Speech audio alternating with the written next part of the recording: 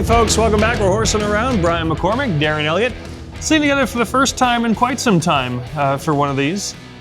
Too much hockey getting in the way. We didn't have time to horse around. But that's okay, because it gave the Silver Knights enough time to do an awful lot of winning and give us a lot to reflect back on as the Silver Knights get ready for postseason hockey starting this Wednesday with their best-of-3 first-round series against the San Jose Barracuda. So we're going to look back at the last few weeks that got the Silver Knights into the third spot in the Pacific Division. We're going to meet with Braeden Bowman during our second segment. Braeden, who is the AHL's Player of the Month for the month of April, and find out how he's preparing for postseason hockey. And then before we turn off the cameras, we'll make sure you know how you can get your tickets to Game 1 on Wednesday at Lee's Family Forum. So a ton to discuss, but you know, Darren, this is a Silver Knights team that is postseason bound for the first time since 2022, and really couldn't be going on into the postseason on much higher of a note with the way they played dating back to basically Valentine's Day. And it's at a team level, and so many individual accolades. When you think of how this team was put together way back when, the start of the season, and they wanted the engine to be all about the defense. And you have 3 of those veterans in the top 8 in AHL scoring. Yeah. But everything around it, got Trevor Connolly, Hemmerling. These guys all advanced their games individually, and it shows in the way they're playing collectively. Let's chip away at a couple of those position by position. Let's start with the blue line, because when you look at this Silver Knights team in years past, and there was change this past offseason. There were good players here in the past, of course, but after a while, maybe in some different faces, a little personality change, some different skill sets, they shook it up a little bit. Yeah. And that especially applied to the blue line, where you look from free agency alone, they brought in Jacob Megna, Dylan Coghlan, Jeremy Davies. So you expected the blue line, 3 veterans, to make a different impact. And Jeremy Davies plays all 72 games, as did Matthias Sapoval, the first 2 Silver Knights to ever do that. So Iron Man for Jeremy Davies. Jacob Megna, among the league leaders among defensemen in plus-minus. So you get exactly what you expect to get out of him. Yep. And Dylan Coghlan sets a Silver Knights record for goals by a defenseman. And you mentioned the overall offensive impact of that blue line. Prior to this season, the Silver Knights had 1 40-point season by a defenseman. 1. It was Daniil Miramanov, and he hit 40 on the nose. That was back in 21-22. 3 Silver Knights broke the Silver Knights defensive scoring record this season. And Lucas Cormier did it, and with all his injuries, he didn't even play a whole season. Remarkable transformation from that standpoint. Then you add in the goaltending. Yeah. And suddenly, in your own zone, there's no train wreck. They were really solid, especially with Carl Lindbaum and his performance. Carl Lindbaum finished this season on an 18-0-2 run. You heard that correctly. Wow. Second team All-Star in the American Hockey League for Carl Lindbaum. Tanner Lazinski and Lucas Cormier pulled in that honor as well. But when you look at Carl Lindbaum, over that body of work, we're talking 21 games was that stretch. 18-0-2 with a no decision. Not only has he played phenomenally over that stretch, but also any 20-game stretch, there's going to be ebbs and flows. Right. And there were a couple of games in there where Carl Lindbaum still won, still played great, but gave up 4 goals, gave up 5 goals. That is not trademark Carl Lindbaum. That's Carl Lindbaum having a human night or two.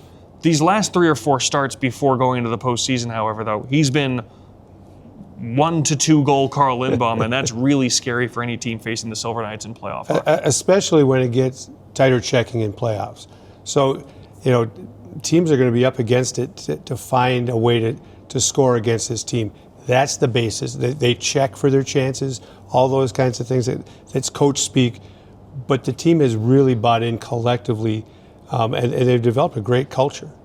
Let's talk about checking for their chances, because we hear Ryan Craig say so often that the offense comes from their checking. And it's clearly working, because the Silver Knights are the number 1 offensive team in the American Hockey League this season. It's really, all we're really talking about is you're playing fast all over the ice. When you don't have the puck, you want to get it back as quickly as possible. And then what are you going to do with it? And, it's not about, sitting back and waiting for a turnover. It's getting the puck back so you can go back on offense. And it might seem like the same thing, but it's not. It keeps everybody engaged, takes everyone, and the reads and responsibilities become the man on the puck or the man with the puck. And as teammates, you're expecting them to make good decisions, and then you respond from there. I wonder what you think, because the aggression on the puck, forecheck-wise, and to me it's been just so obvious, really, since this run began in mid-February, the pinching.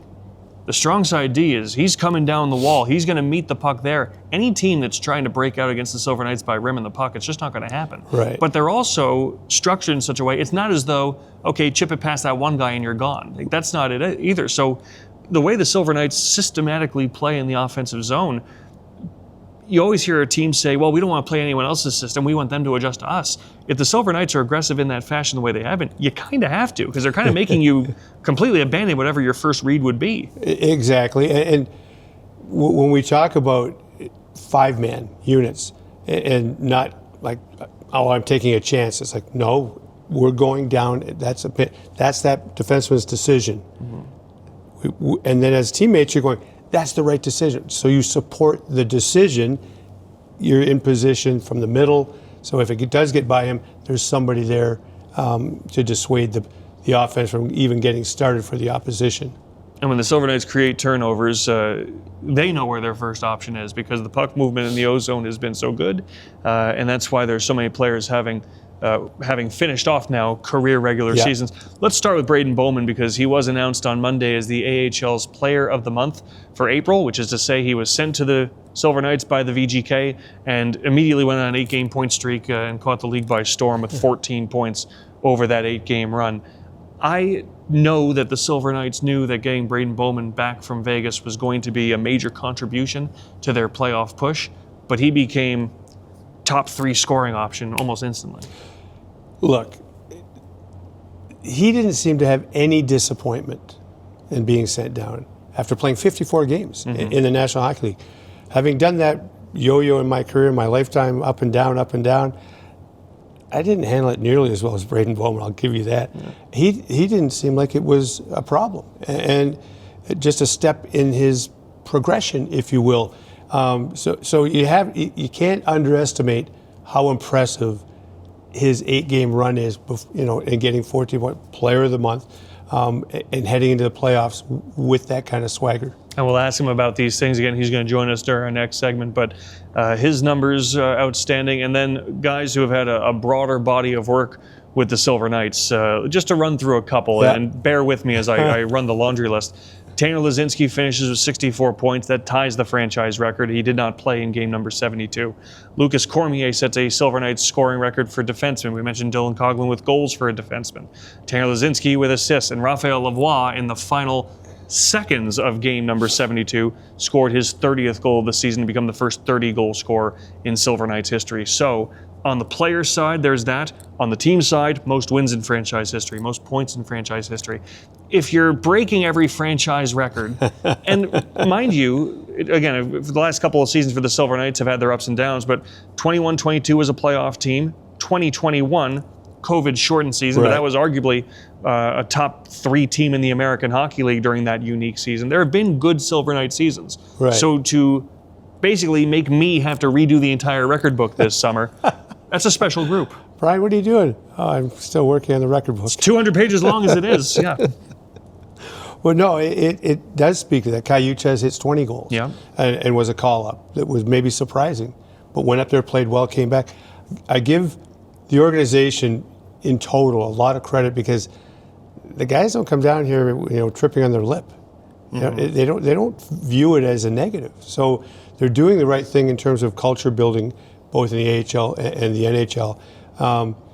It goes back to me. I hadn't done a game with you in a while in the middle of the season, and suddenly I'm looking at this team. Wow, are they fast through the neutral zone? I mean, they have some guys that can fly, Trevor Connolly, to name one. But their game, their pace of play had picked up so much. So it was so nice to see Ryan Craig and the staff, what they've been trying to build for a couple of seasons, really take root. Let's talk on Trevor Connolly too, because a 17-game point streak that ended just before the end of the season, but better than a point per game as a rookie, a 20-year-old rookie in the American Hockey League who looks like he's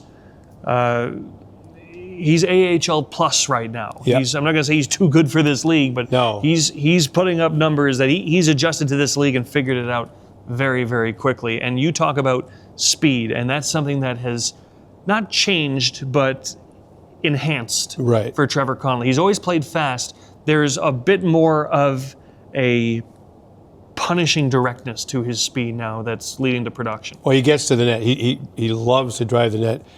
The other thing I will say, converse to that, is he uses his speed more methodically now. Like he changes pace, he changes gears. He likes to get to top gear, don't get me wrong, and he does it very, very often. But you start to see the maturation of when I can use it, when I don't have to, take better angles. When he has the puck, he wants to get to top speed. There's no doubt. But again, there's other parts to his game. His ability to pass in tight spaces. He has a good shot. So he's really rounding his game into, like you said, AHL plus. He'll get a look at some point. We know that. So there's so much good in the regular season for the Silver Knights. And now the next task at hand is a playoff run that's going to begin at Lee's Family Forum. For those unfamiliar, at this point I don't think there are many who are, but because of the geographic distance, the Silver Knights being the high seed, taking on San Jose, who finished in 6th, all 3 games, 3 if necessary, will be at Lee's Family Forum this week, on Wednesday, on Friday, and Sunday if necessary. So the Silver Knights have that advantage, but playoff hockey is different. And everything they did in the regular season is terrific. They're going into the postseason on a roll. All of that counts. But you need to tap into the right things in the playoffs to bring that success from one phase to the next. Yeah, and the old saying about playoff hockey is in the regular season you fight for a foot and, of ice. And in the playoffs you fight for an inch. It just gets more hotly contested, more physical typically. Some players that really benefits. Others, they have to prove that they can hang. The other thing that's unique, best 2 out of 3. It can happen fast. Good and bad in both directions. You can't wade into game 1. You got to be ready for game 1. No, and that's where Carl Lindbaum, to me, he's the cornerstone. You can get goaltending at the other end. You can't be, just average. Especially in a short series. And so let's talk a little bit about this San Jose matchup.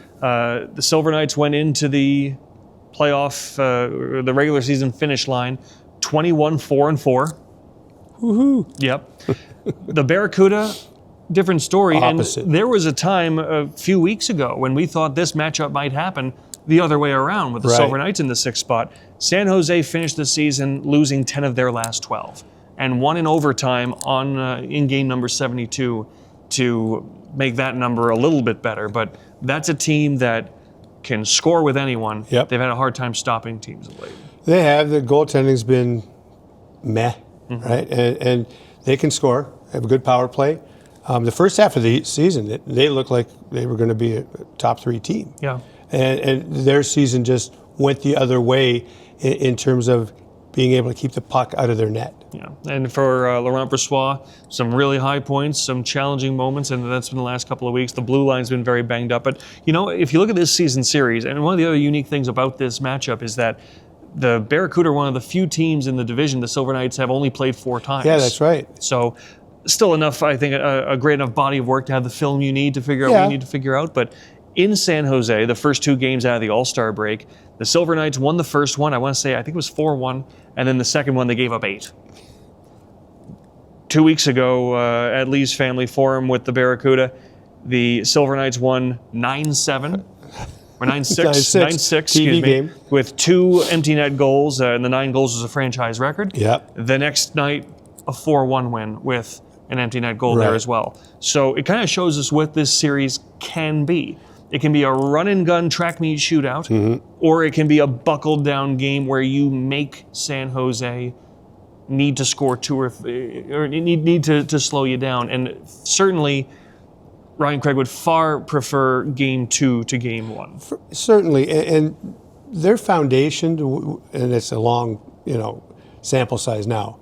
The Henderson Silver Knights, it's based on defense first, having the puck, playing with pace. They've established their game, and they're going to the postseason at a really good point. Whereas the Barracuda have to reestablish their game if they're to do that at all. That's and get goaltending that they haven't gotten for a long, long time. So they're in a difficult situation. The upside for the opposition is a short series. Yeah. Because you can get goaltender gets hot for 2 games. You know what I mean? So Yeah. so that to me, if it was going to be a longer series, I'd say Henderson for sure. Now I would say Henderson for sure, but it's a little more on the Barracuda side just because it's a short series. But I do think the Silver Knights understand their game and are in a better position to start at a higher level than the Barracuda. Another factor that's going to work into this as well is the Silver Knights were the #1 goal-scoring team in the American Hockey League. San Jose was number 5. Silver Knights were the #1 power play in the American Hockey League. San Jose was number 2. Right. And for the Silver Knights, both the teams will battle with this, but we're going to have to find out what the standard is going to be officiating-wise through these first few playoff games, how much the whistle is or isn't in the pocket, because that 9-6 game, power play played a factor into that too. If both teams are going to get 1 or 2 a night and kind of neuter that factor, because again, for the Silver Knights, the power play since the midway point of the season, or since Valentine's Day, was just a shade under 40%. That's insane. That's insane. Now, if that's going to be at your disposal, that's a massive weapon.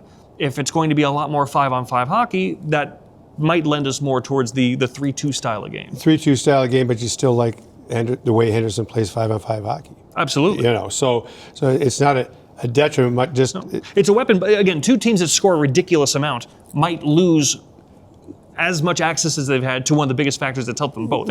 It's neutralizing to both sides. It just is something we're so used to seeing that we don't know we're going to have. Yeah, and if there's a lot of power plays on both sides, I think that favors San Jose a little bit because it gets them to, because they haven't been able to defend as well. Gets them in offensive-only situations. Right, exactly. Yeah. So, interesting stuff, and we're just talking about one element. Right. But before we go to break, though, just one more factor that I do think is worth discussing is interesting. Ryan Craig has done a lot of winning. Yeah. He's won a Stanley Cup as an assistant with the Golden Knights, as everyone well knows. This is the 10-year anniversary of the Calder Cup he won as a captain with the Cleveland Monsters. Might have been Lake Erie still at the time, but the Monsters. So he knows what this takes. And that has to be valuable when we talk about a Silver Knights team. A lot of first and second year guys, a lot of guys who haven't played professional playoff hockey before. It's always helpful to have someone who's been there. And you see NHL teams all the time at the trade deadline. Who are they trying to bring in? Guys who have won cups, guys who knows what it takes. Ryan Craig knows what it takes. He does, and he did when he was captaining that team, the Monster team. By then, everyone knew he was going to be a coach. Now he's a coach, and he absolutely knows how to treat the players and get them prepared for what's ahead. Jamie Heward has won a Calder Cup as a player. Lucas Johansson, of course, is a member of the Hershey Bears, has a couple of rings to speak of. And Jacob Megna was part of a Stanley Cup run last year with the Florida Panthers. So plenty of winning experience in that dressing room, and we'll see how everyone steps up to give the Silver Knights what they need and what is, either way, going to be a quick series to see if they can move on in the Calder Cup quest. So we'll hop out. When we come back, we'll chat with Braeden Bowman. And before we go, we will make sure you know how you can be on hand in person at Lee's Family Forum for Game 1. That's all straight ahead. We're horsing around.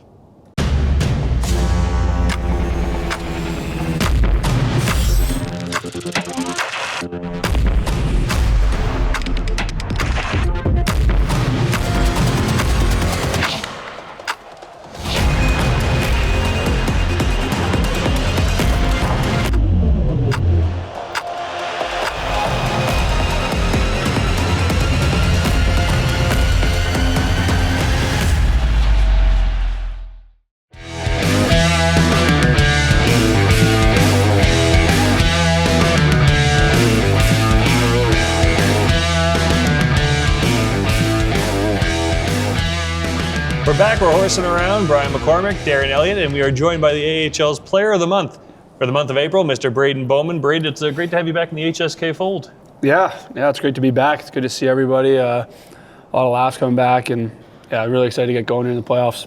Well, when you come back from the Golden Knights, you've had a great season in the NHL as well, but you rejoin this Silver Knights team in the midst of a major playoff push, and I imagine more than anything, you want to jump in and contribute right away. Player of the Month, it sounds like you did just that. Yeah, I think there's the The way our team plays, the culture we have, I feel like makes it pretty easy to come back and just join the team and kind of slip right in there and play my game. So it's been really good. Team's rolling, obviously, so we're excited. Sometimes it's hard to be sent back down after the success you had at the NHL level. How did you turn it into a positive that you have? Just take the stuff I learned. Obviously, they have a great team in Vegas, and come back and just keep improving, keep developing, because that's the most important thing. I think I learned a lot of stuff this year with the Golden Knights, and try to bring it back down here and play my game, and then use those things to help myself, but also help the team. Stuff that I learned up there can obviously help in certain situations. So I'm not a crazy veteran guy, but some of the stuff I learned can help. Did the coaches or management send you down with certain things to work on? Just work on my pace, keep the pace up and stuff like that. Strength, speed, pretty much all the stuff a young player needs to work on. So Right. really focusing on that, and that's what I'm doing. It didn't surprise me that you so seamlessly fit right back into this Silver Knights group, because socially it seems like you never left. There were plenty of times I came down after a game at Lee's Family Forum, and I'd go through the locker room and I'd say, hey Megs, hey Cogs, hey Bonesy, you were down there. You stayed very much in touch with this group. Yeah. I mean, when they had a game and I didn't have anything going on, I'd always come check it out. Want to stay in the loop, make sure keeping them in check when at home. I live with Hemmer and Huge, so it was fun. Give me something to do, and I like hanging out with the guys after. Well, what was that like for, honestly, your whole group? Of course, Kaiucha has made his NHL debut, so that was a time when you both woke up and went to work in the same direction. But, in many ways, I thought it had to be almost like guys living in a college dorm who have a different class schedule. Yeah. You wake up together, but you were going one way, they were going the other. What was that dynamic like? Pretty much see them in the morning, and then once they get home around 2, honestly, our schedules were kind of flip-flops. So there were times where I didn't see them for 2 weeks straight. Kind of, hey guys, walk in the house, go to sleep, wake up, see you guys, pretty much like that. But so there were times you had the apartment entirely to yourself for a while. That's a pretty good way to go. There was almost a lot of times there. You guys, there was a long road trip there. I think 12 days or something you guys went. I remember it. Do you remember it? So, there I was all by myself. So, it's been good. The things that down at the AHL, the things that you look at for the playoffs, you think they're kind of the same in terms of approach, NHL, AHL? I think just, when you get to playoffs, you want to play that physical style.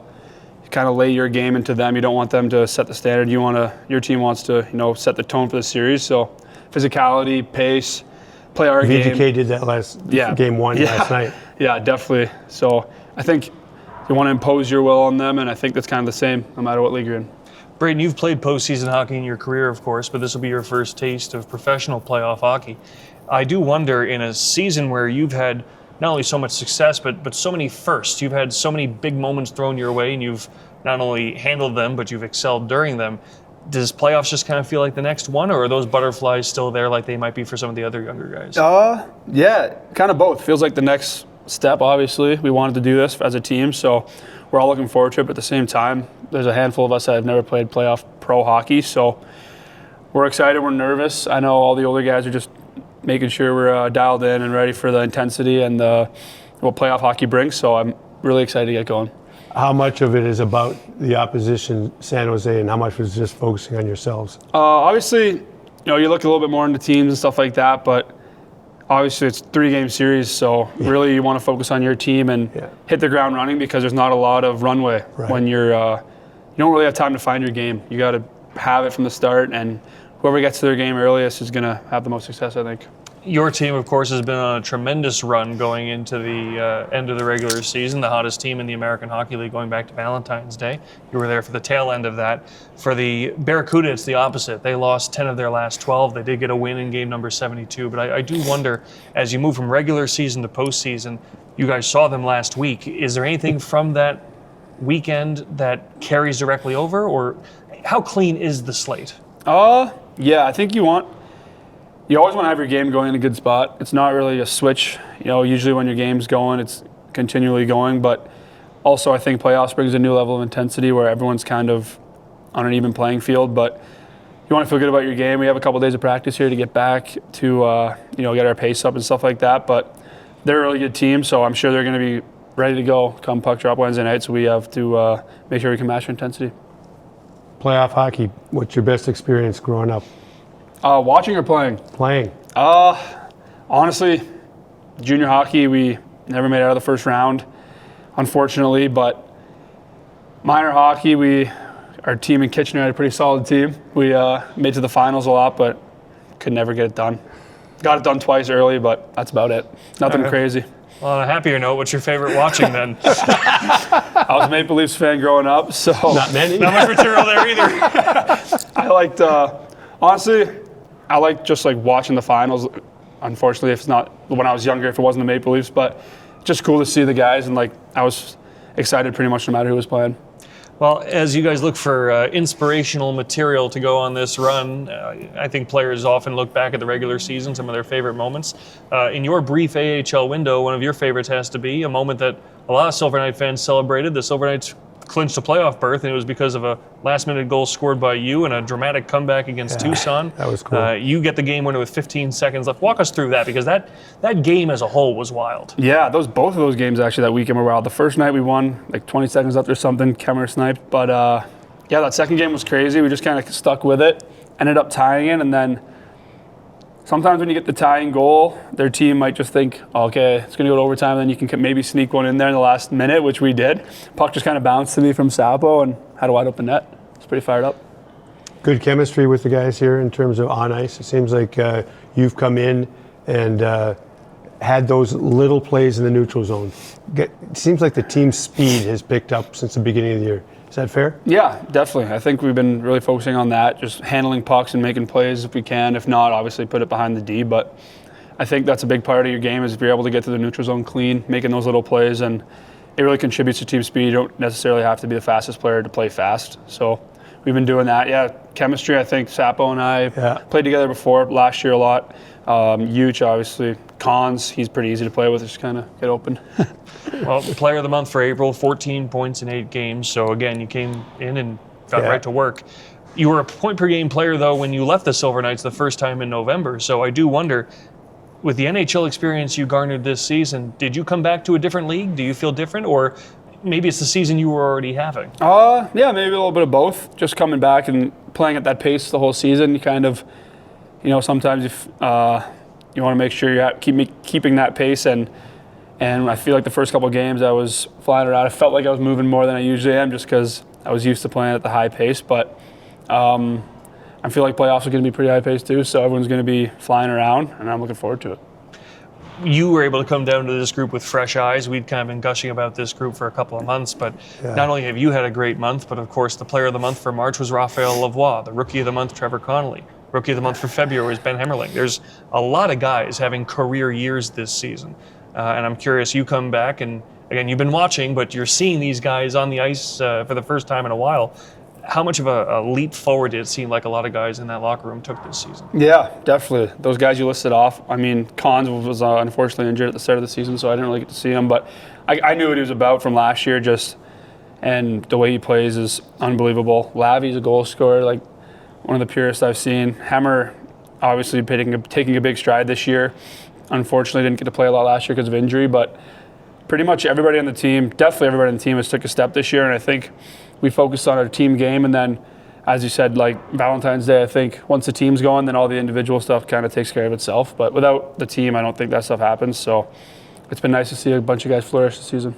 Roommate, teammate Kayuch, it seemed to me that even though it was a shorter stint, the NHL, he came back and was playing with more confidence. Do you think that's the case? Yeah, I think so. I think once you get the chance to play at the NHL level, practice and stuff like that, whatever it was, 2 games, 3 games for him, and he was just being around the pace, practicing, morning skate even, and then it's pretty high pace. He did well too. Oh yeah, he played unbelievable.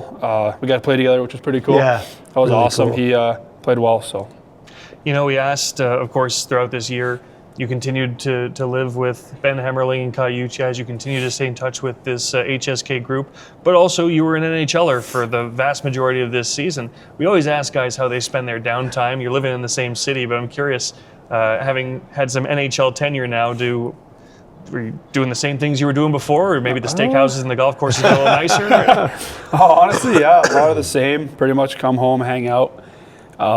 Just a little different. The guys are a bit older up there, family, kids going on. So not a lot of hanging out with the guys after golfing. You ask a guy to go for lunch, he's like, oh, sorry, man. Gotta look after my kids. Want to golf? No. A couple of guys, but sometimes a lot of alone time. But it was good. A lot of rest. You need it. So got to hang out at home. Girlfriend came down a bit. Got to see her a bit more. Sometimes I'm guilty of hanging out with the guys too much with Yuch and Hemmer.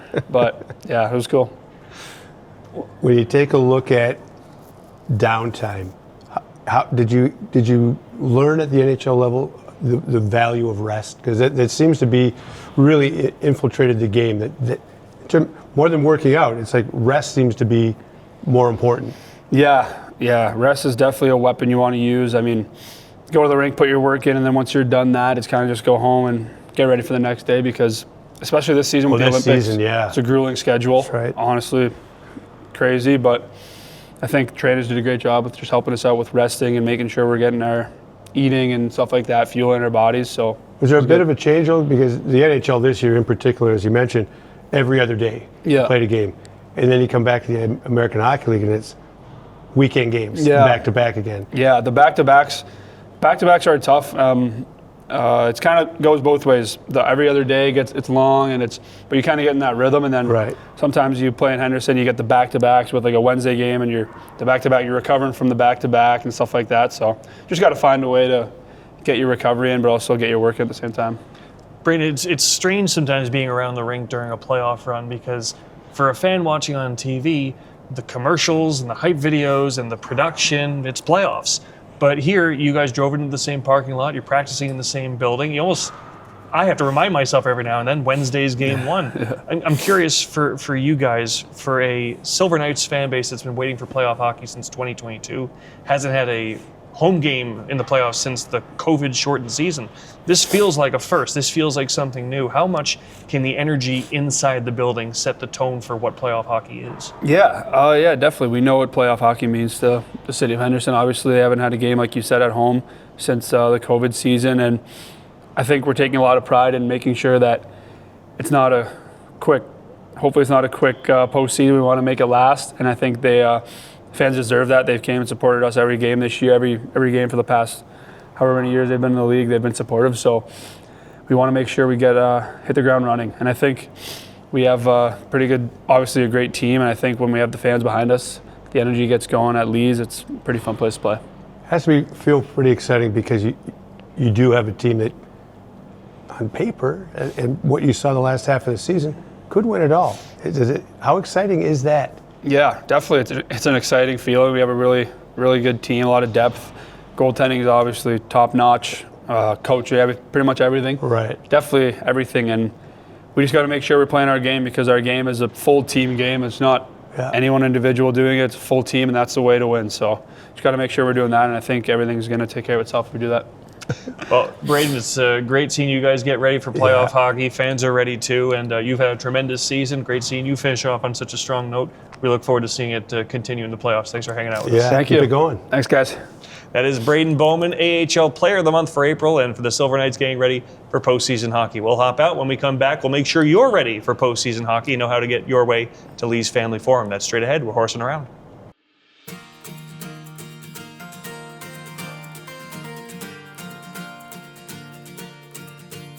John F. Miller is one of the 4 special schools in the Clark County School District, and we serve all of Clark County's most medically fragile students. Well, we've created a relationship with the Silver Knights, and through the volunteering at our building, we brought our students here to have an opportunity to see the practice and skate with their friends.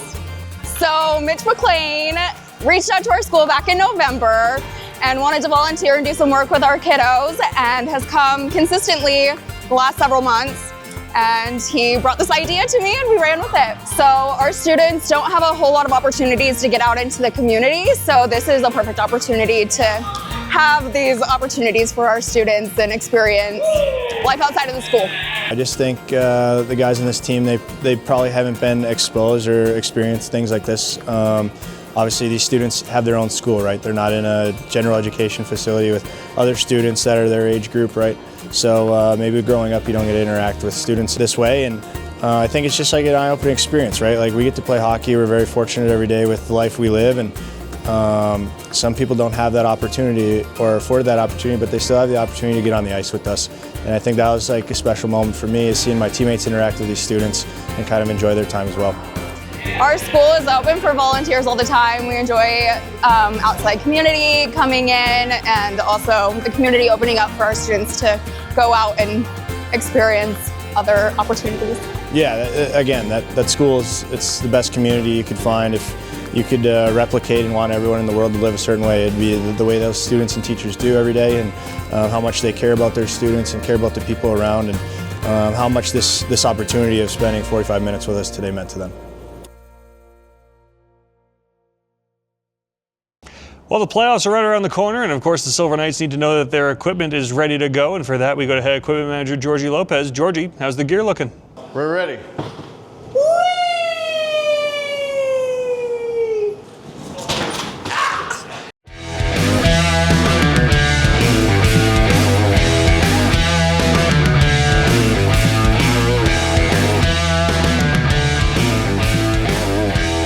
Wrapping things up on Horsin Around as we get ready for Calder Cup Playoff hockey. Great catching up with Braeden Bowman. Yeah. Just on the ice is impressive, but as you get to know him over the last, it's 2 seasons now, there is a maturity that goes far beyond 22 years old. He's a comfortable kid, that's for sure, and so unassuming, very humble, but you can tell he has a little bit of confidence, and that's what you have to have. Undrafted player. Look what he's done this year. Fantastic season. If he didn't have confidence, we'd have to talk to him. We'd have to buck him up because it's hard to do much more than what he's done this season. But now he gets ready for playoff hockey, and again, the Henderson Silver Knights will kick off their first round series. All 3 games, 3 if necessary, the best of 3 series against the San Jose Barracuda will be at Lee's Family Forum. Game 1 is on Wednesday at 7 p.m. Game 2 is on Friday at 7 p.m. And then, if necessary, Sunday 3 p.m. for a game, a series deciding Game 3 if necessary. We've talked about the strengths of this Silver Knights team this season. We've talked about the high-flying offensive weapons that San Jose has, and without naming all of them, but Luca Cagnoni on the blue line is going to be significant for them. And then this youth movement that the Barracuda have. You'd think with the Celebrinis and the Smiths and the Eklunds already graduated to who could they have? Well, they've still got Beasteds and Musties. Musty's had a great year. And then the veterans like Wallstrom and White.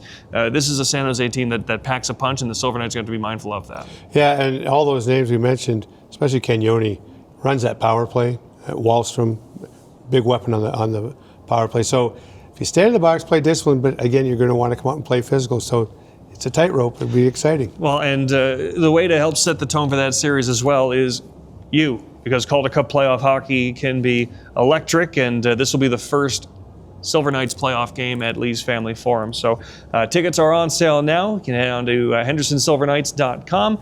Tickets on AXS, the AXS app, like always. Yep. And if you need other workarounds for that, you can call the Silver Knights ticketing team at 702-645-4259, 702-645-4259, or email ticketing@HendersonSilverKnights.com. So many ways to secure your seats before Wednesday night, and fans who attend, rally towels ready at Lee's Family Forum.